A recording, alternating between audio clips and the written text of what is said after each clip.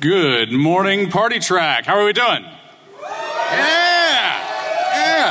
All right. How many people here came to hear about home alarm systems? All right. You're not going to hear about home alarm systems. Oh, sorry. The speaker had a small problem with his employer. So that talk is not going to happen. But I can guess, and I'll summarize it, even though I haven't read the talk. Your home alarm system is kind of fucked. All right, yeah! So, with that out of the way, let's figure in a bonus talk then, right? So this is my good friend Zach. We go back a long way, and he's going to give you the most entertaining and exciting talk about logs that you're going to see all day. So, let's give Zach a big Party Track welcome.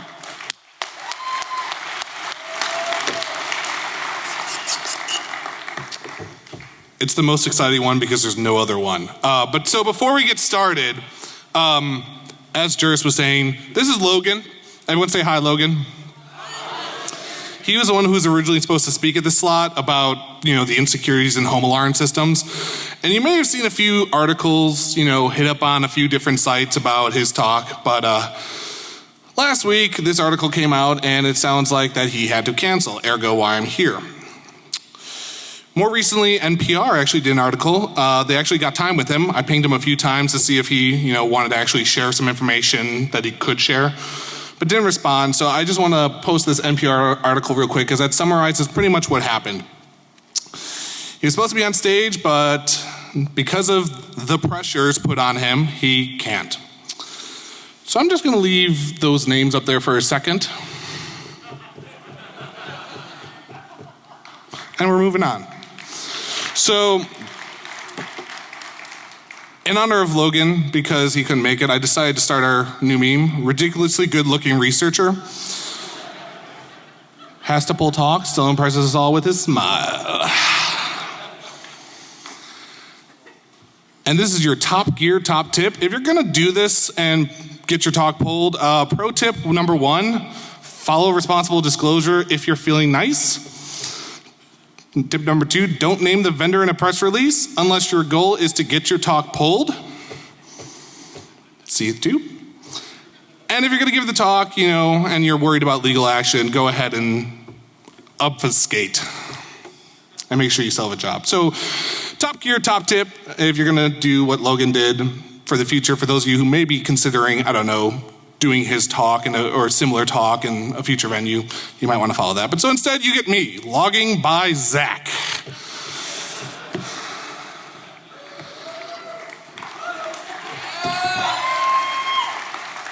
This is Party Track, isn't it?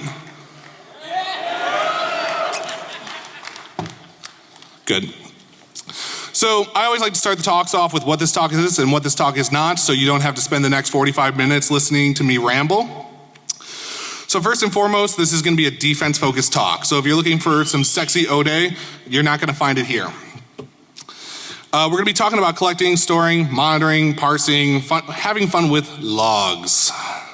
And we're going to try to make it fun. And the big reason I'm giving this is because it's a reoccurring problem we keep having over and over and over. We're not getting good logging systems put together. We're not getting good logging data in most situations. Sure, you may be the 1% here who's like, yeah, I got this shit covered. This talk is not for you. And if you know what ELK stands for and you are an ELK rock star, you may want to go get a few minutes elsewhere. But this is going to be probably a 200, 300 level talk on logging and big logging environments. So as I said, this is not a talk about hacking your alarm systems and the wireless problems with them. This is not an offensive security talk, and I'm not going to be addressing challenges of dealing with over 200 gigs of log data a day. That's going to be a whole different, barrel of monkeys to deal with. So who am I? My name's Zach, as we've already covered. I'm a managing partner over at Urbane. I hail from Chicago. I do things in stuff. And everyone has their big slide of credentials. This is mine. Moving on. So let's face it, offensive talks can get up here and ramble about the cool hotness for a full hour about how awesome things are. But really, we're not going to use a lot of that stuff. Yeah, it's cool to hear about, the insecurities and this and that, but when we come back to our day jobs back at home, we've actually got to deal with protecting stuff. So the vast majority of us actually need more defensive talks. I figured I would take and make it my initiative to start looking a little more on the defensive side. So let's start with logging. I'm going to say it with an Irish or Boston accent, I don't know. So we still have a logging problem. We're still relying on log data and log formats that are archaic.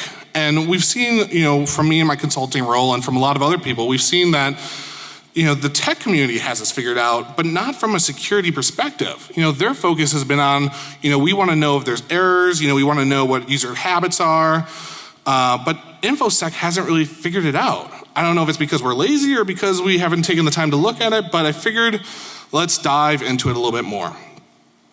So kind of what we're going to cover today, we're not going to talk about generating logs because that's easy. I could give you a configuration file and we could call it a day. I'm not going to fill 45 minutes of explaining a config file. It'll put you all to sleep, even if there's music here at Party Track. We're going to talk more about the collecting the logs. We're going to talk about storing, processing, and most importantly, the actual monitoring and security events for logs. Here's the obligatory, why do we need logs? Because, I'm just storing them.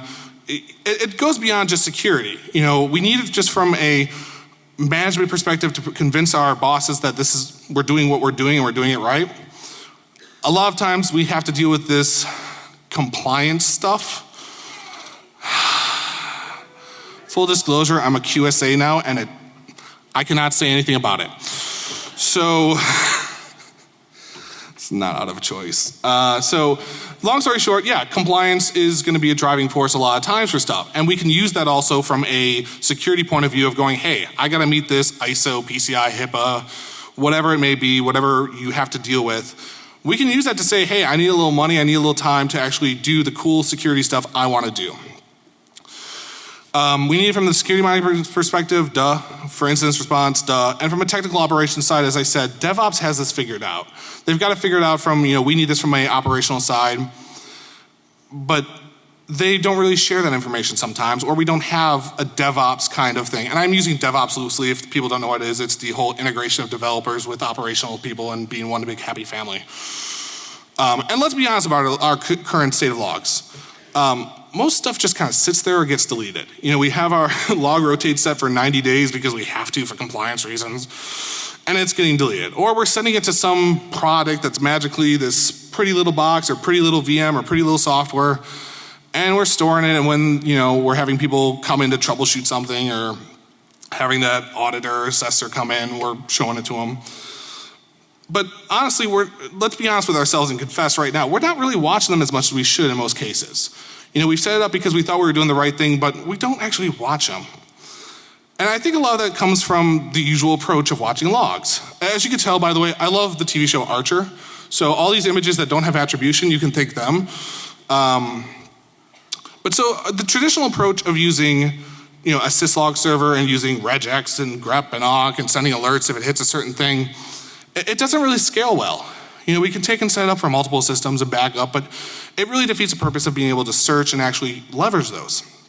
And again, as I said, we can leverage a vendor product. So a lot of good vendors, I won't name names here, you can, but a lot of them have great products out there, but they are expensive as shit.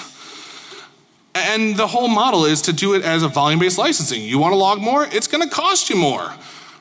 But I'm hosting my own data. It's going to cost you more. And yeah, it makes sense from a business standpoint and it makes sense from a scale standpoint, but it can get very expensive quickly. I was talking to a friend the other day and they had a $2 million IT budget for all their operational expenses. They had a large vendor, we'll call them flog him. And they wanted $400,000 to do the logging for their environment. I mean, that's almost 25% of their year's budget just to do logs? I mean, we can use our money a little bit more wisely. And I'm not saying, vendors are a bad thing. If you work for a vendor, a lot of you probably do, I'm not saying, don't go buy the big guy's data. It's great a lot of times. If you have the financial resources, they are definitely great. And they offer, most importantly, the idea of not have to have the technical talent to manage them. You can hire the guy who just graduated from college, say, here, have fun with this product, and they'll figure it out. But we can be a little bit smarter since we're people who actually like to tinker with things, break things, and do things right. So I've been on this journey to find open source solutions and to actually help share the open source solutions that are out there and how to configure them. And so I looked for this scalable logging solution that's open source, so we can tinker with it and we don't have to pay licensure fees. It's reliable, scalable, secure, and the reliable and scalable is really important when it comes to your logs, and meets the compliance requirement stuff that you have to follow. And here are our top 3 winners.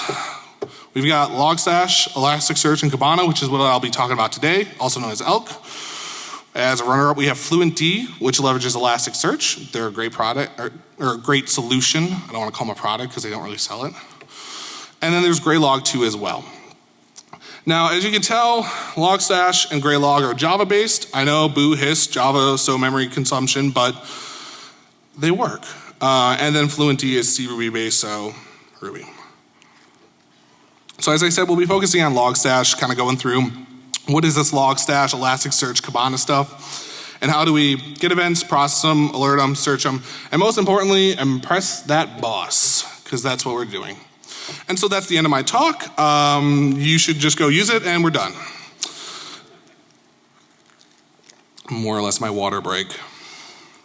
So the biggest pains for logging, as a lot of us have faced, is that we're getting a lot of log data from a bunch of different sources that come in all these different formats and all these different timestamp formats, and sometimes they're this, sometimes they're that, and we've got to parse them, we've got to actually make sure we have the accurate time for them.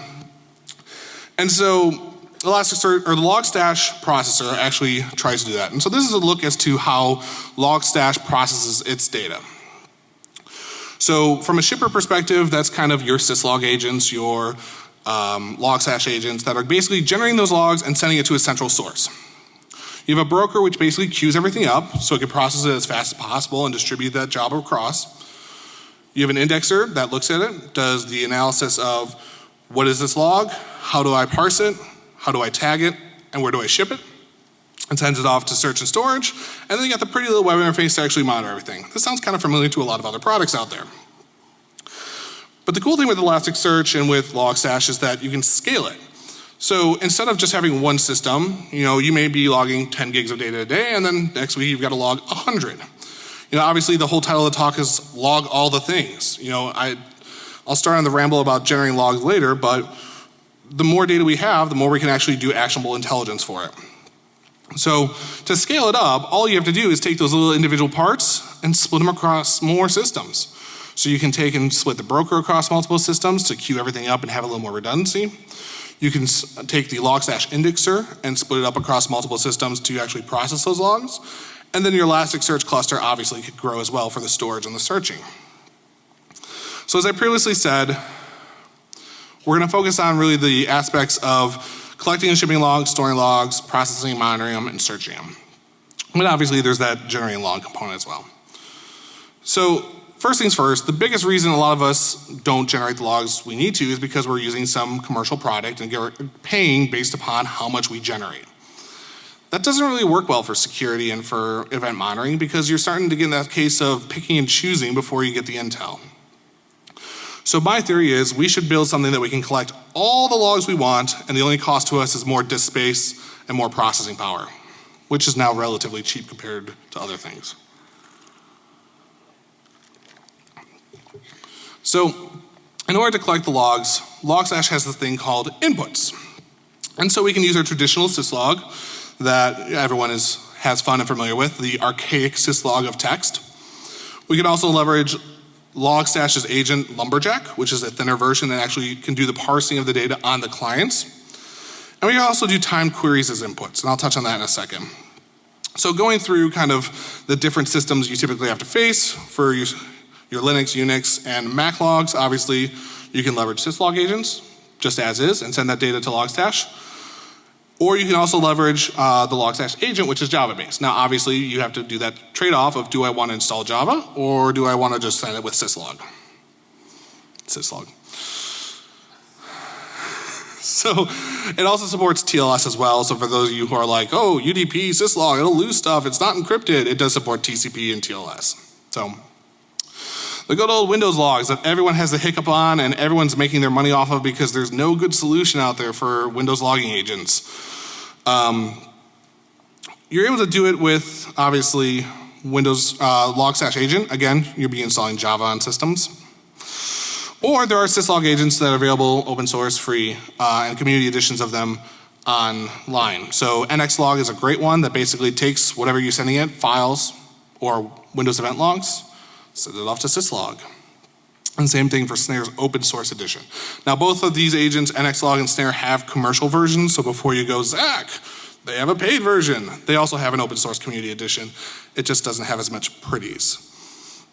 And then obviously the third option for those of you who are banging your head about Windows logs and how do you deploy this across your environment is to just use Windows built-in event collector. Using Windows event collector and one Windows system to kind of collect all those logs, use that central event collector system to parse the logs and then ship them off over syslog. That way you can easily deploy it with a group policy and not have to worry about installing software on all your production systems.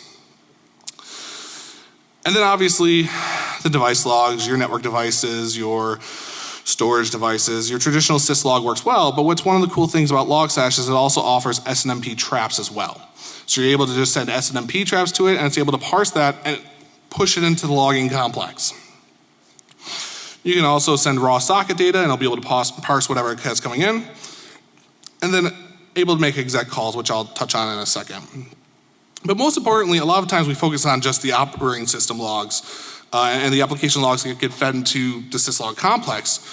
But one of the biggest things we miss is these application logs. So we need to log more than just, the default, hey, I requested this page, moving on.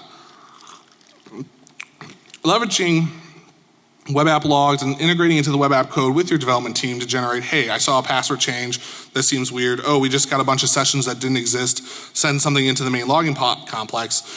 It creates a single source for you and the rest of the security teams out there to kind of monitor everything instead of having all these different aspects to pull. And obviously, you can generate from those applications the usual text files, depending upon what application you're using, fire an event in syslog, or use Redis to queue up the logs, and pretty much anything. One of the nice things about Logstash is the ability to pull from any source and write your own plugins. That would be a whole different talk for a whole other day, so we won't get too far deep in there, but it's an option. So what about the cloud? Well, I hate saying that name. We're going to drink every time I say the cloud. So what about the cloud? Cyber, cyber, cyber. If you're playing at home, I don't see many people playing at home. It's afternoon, yes. So more and more providers who are offering cloud infrastructures, and a lot more people are moving to these cloud infrastructures, are offering the ability to grab the audit logs without having to do a formal request.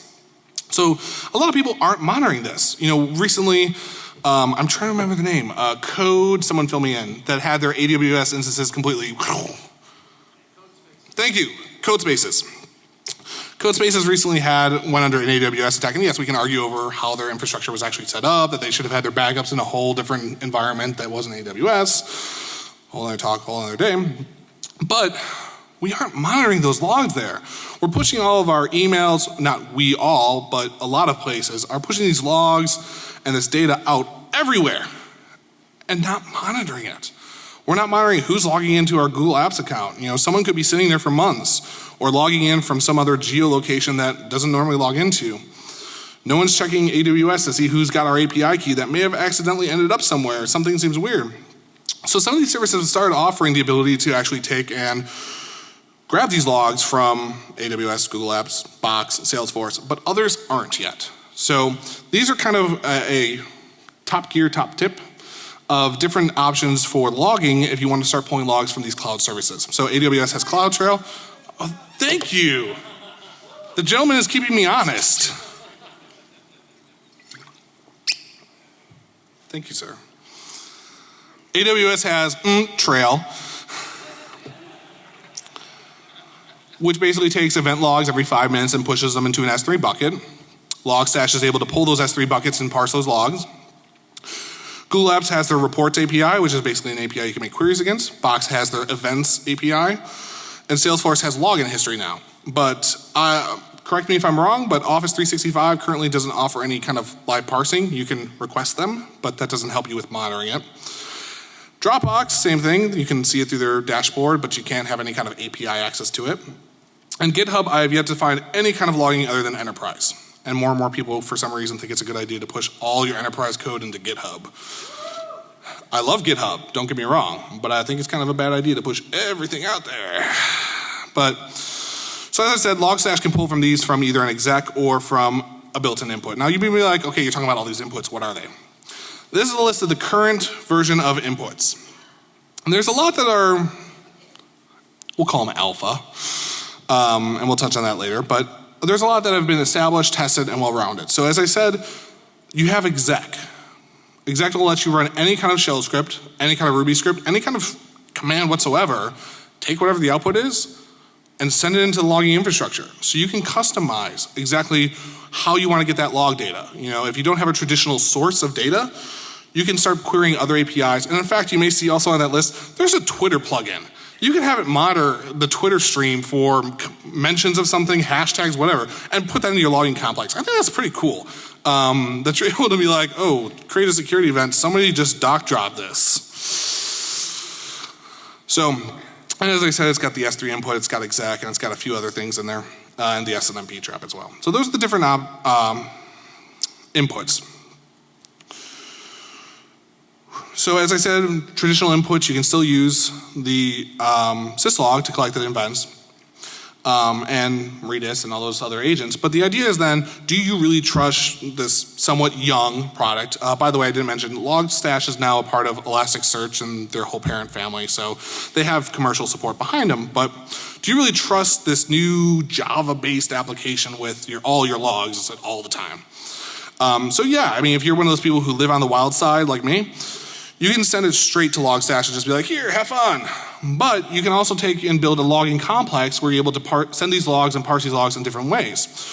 So my recommendation is always, if you don't really trust it, you can always build up an rsyslog or a syslog-ng layer of basically send the logs to the syslog system first, then send it to Logstash, and then also send it to Hadoop for storage or send it traditional files for storage. So you still have that retention, and you still have that logs being archived elsewhere, but you also have all the cool new pretties that Logstash offers. So once Logstash has all these events, what do you do with them? Regex kind of is awesome and sucks at the same time. It's awesome because you can do anything with it. It sucks because you can do anything with it and you have to learn how to do anything with it. So Logstash has decided to create this thing called, this parsing engine called Grok. It still supports regex, it still supports traditional grep statements, but Grok is pretty awesome as it simplifies not having to know regex. They have pre-built all these different syntaxes in here, and I'll go through examples in a second. This is just probably 10% of them. But if you want to map an IP address, a username, a log status level, you're able to do that with just saying what the syntax is. So you would just say word or data. It makes life easy. So even those who are not super technical with regex are able to write a pattern this quickly to parse Apache logs. And this is really it. I mean, as soon as you get an input, obviously you need to have the input in there too, but this is it for the filter. Combine Apache log, done. It parses it, happy days. What about more complex data, stuff that doesn't really fit an existing syntax? Let's take this as an example. We have a typical PAM notification. This is raw syslog data that I generated August 8th. You do the math. Basically, your typical, hey, PAM detected someone login. Now this may look a little complicated, but really I'm doing 2 levels of parsing here. And this is an actual working config, and I'll be posting more later, but this is all you have to do in order to parse it. First, we parse to see, is it a PAM message? So we look for the PAM Unix flag. Say, grab all the data, pick what module, pick what phase it's coming from. Is it authentication? Is it authorization? And then once you tag it, you know, as you can see in there, there's those add tag for PAM, add tag for login, so you can do filtering and monitoring for it. Once you tag it with that, you can easily then say, all right, well, let me grab all the other data out of it. I want to grab the user, I want to grab the session ID, I want to grab the remote host. And that's it for the regex, and it gets parsed. And you're able to take, and here's a quick from Elasticsearch of it parsing into all the different fields. And without having to know all this crazy regex to figure out, oh, well, we got a missing case here, you're able to quickly say, all right, grab the data, put it into this format, and it's pretty easy to figure out how to start parsing and filtering your logs. But that's not all the filters it has on the way in. We can tag metrics with it. We can track to see, all right, let's grab everything that has a failed login and start assigning a metric to it and know how many failed logins we have for this IP or this user over a 1 minute, 5 minute, 15 minute, 1 hour window. We can get GUI IP information in it with the filters as well. Those pretty graphs that, like I was saying, your bosses love. I don't know why people love seeing that we have a bunch of attacks coming from this other country. Did they get in? No, but we have a bunch of attacks. You're on the internet, bro. But management for some reason loves that. So you can give them those pretty little graphs. You can do GUIP tagging and pull from the GUIP databases. You can do reverse DNS lookups to be able to make your matches easier if you have a dynamic environment or just want to start logging that data. And then there's URL decode, so you can take a decode if you have a URL inside of a URL. You can do multi-line data, so if it crosses more than one line. You can do key values, so if it's a situation as you saw in the previous one of our host equals, action equals, you can just say key value it and it parses all that out automatically. And the coolest thing is it can do anonymize. So if you happen to not be here in the US and have to not store data of people, you can anonymize that data as soon as it comes in with random data, hash data, however you can take and sanitize that. So for those of you who have to deal with European laws or other laws that say you can't actually store this after so long, it's a great option. So after you filter all that data, Logstash then can output it to pretty much anywhere. Traditionally, people will send it to Elasticsearch for monitoring and searching, and that's what we're going to cover next. But you can send it to different indexes, just like you can with other large logging products. You can also do what's really cool is called exec.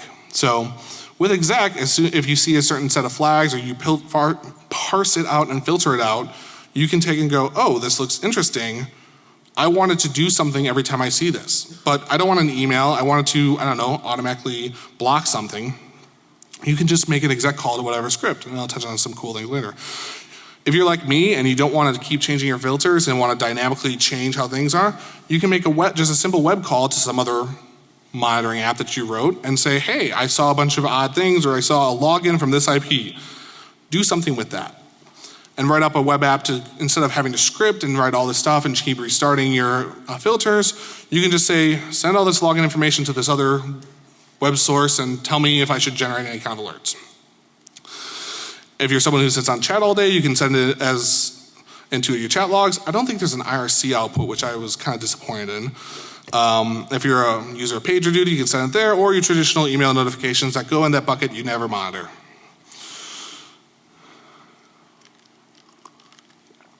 So, as I was saying, you can filter, you can parse, you can do all this fun stuff. What do we care about? You know, we're sending it to these places and we're not monitoring it. As I said, the biggest important thing is for us to actually monitor these security events. So as I was saying, we set up filters to parse the stuff. We tag them, saying this is a security event, this is a compliance event, this is a fail login, success login. We can create all the tags you want. Add metrics if you want to see if there's too many failed logins over a certain window. You pick the output and then you can scale. So here are two simple outputs that I wrote together real fast that shows if it's a failed login and it's been over 2 for this specific user and within a minute, send me an email. That's how simple it is. If you want to send it, like I was saying, all the auth requests, you want to send it to some other source to dynamically determine, hey, I wrote this cool little PHP app that'll tell me if you send it the IP and the username, it'll determine if it's new. If you're more comfortable with some other language, Ruby, whatever, send it there. You can start sending these kind of actions elsewhere that traditional logging complexes can't do. Yes, some commercial products support this as well, but this one's free.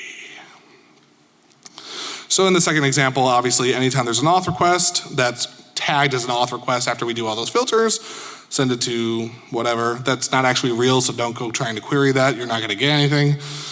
And send it a post. So as I was saying, we can do these execs, we can do these remote calls. As a security people, this is awesome. We can have it do whatever we want when automatically. We can have it update, again, this is for those who like to live on dangerously on the end. You can have it automatically update firewalls, ACLs, switches. Oh, I see someone new join the thing. I don't have a traditional NAT complex.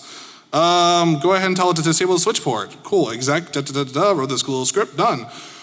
You're able to do that with this new logging complex.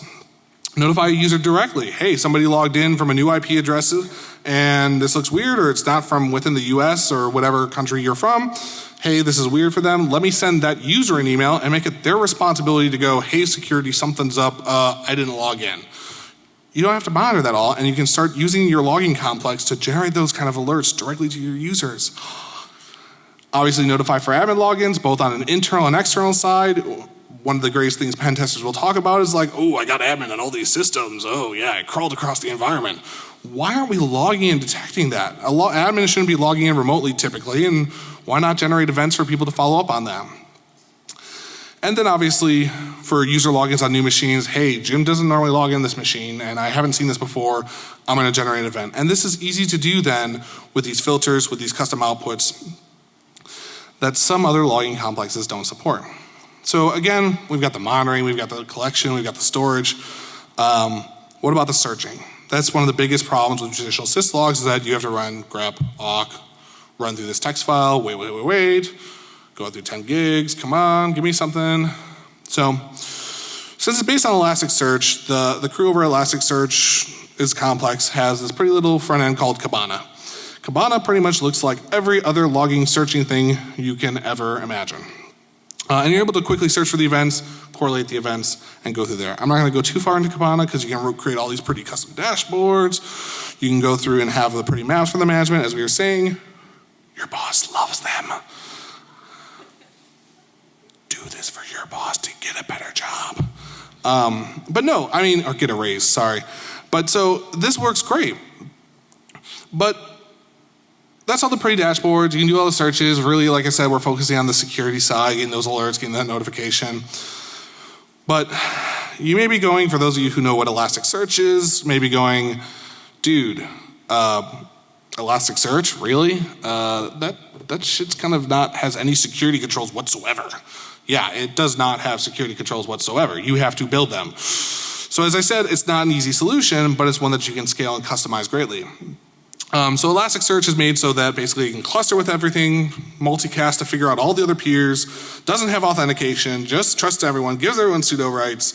Yeah, it's bad from a security perspective, but it's great from a data perspective. So we have to build in these security controls on top of that. We have to write an Nginx proxy in order to bind locally, really simple config. Have to segment the stuff off on the network so it doesn't take a multicast everywhere else. Again, simple change. And you need to enable some logging on your Nginx front end that you're doing the proxy for, again, for compliance reasons and for the tracking of that. Again, simple configs, but everyone who's like, oh, you can't use that because of security reasons, you just have to add a few additional controls. Now from a performance side, you can tweak, obviously, a lot more when you build your own system. So you can take and tweak, if you're starting to scale up, the size of your indexes. Sometimes, by default, Logstash and Elasticsearch do daily indexes, but if you start logging, I don't know, 200 gigs a day, a 200 gig index is kind of a bad thing. So you can start changing the size of your indexes to hourly, minutes, so on and so forth. You can increase the number of workers in Logstash in order to parse that stuff faster. You can enable compression in Elasticsearch, and you can enable queuing for the network traffic coming in. And again, the whole point of this is so you can scale. The traditional systems, you can't scale, you can't cluster, it's not fault tolerant. You can easily scale up with Logstash, Elasticsearch, and Kibana by spinning up more instances of Elasticsearch, spinning up more instances of Logstash. And as I was saying, putting more steps in front of it that can kind of distribute and span it out, and they recommend Redis. Works well if you put Logstash in front of Logstash. I know it doesn't make sense, but it does. So the question you all have is it as good or better than a vendor? You're up here preaching, you should look at open source stuff and you should take and do something different than just buy a product. Is it better? It's your call. I mean, if you have the technical ability or the team who has the technical ability or coworkers, yeah, it works well and it doesn't come at the licensure cost of other things, but it's not easy to manage as a paid solution. It's still very relatively young, So there may be bugs you encounter. So if you're sitting there with critical logs as you cannot lose it all, you may want to look at someone who's a little more established, or like I was saying, add a few steps in there to send it off to multiple storage locations. And it lacks authentication out of the box. Again, something you can easily change, but you'll hear people shaking their stick at that saying you've got to be able to authenticate to it. Nginx proxy, HTTP password, done. But on the flip side, it's extremely customizable. The price is just right.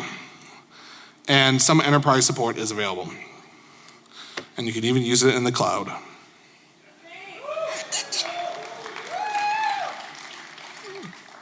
Oh, I had to wet my whistle there. So what's next? I just rambled here about how great this thing is. What's next? We have this little thing, as much as, okay, I'm ready for the boo and the hiss, but we call it the Open PCI project. The domain hack PCI also works for some reason. I don't know why. But basically the idea of that, there shouldn't be any secrets as to how to secure stuff. You know, people have been selling this whole magic bean of, oh, we can give you these configs and keep reselling them. They're configs, guys. Like, we can share that information. It doesn't provide any kind of competitive advantage. And in fact, it just makes things easier for all of us. So we have this thing called the Open PCI project.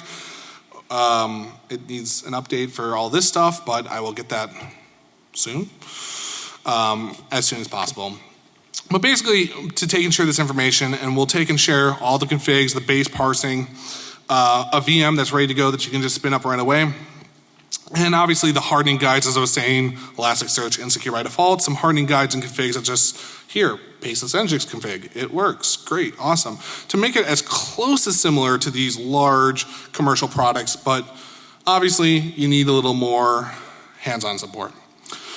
So with that, I'm ending a little bit early, I'm sorry, but I'll let you guys get in line for the next talks here. But that's me, that's the talk about all that stuff, and all in all, log stuff. Fuck companies that sue people for, or legal pressure for giving talks about stuff they don't want, and that's it. Thanks all.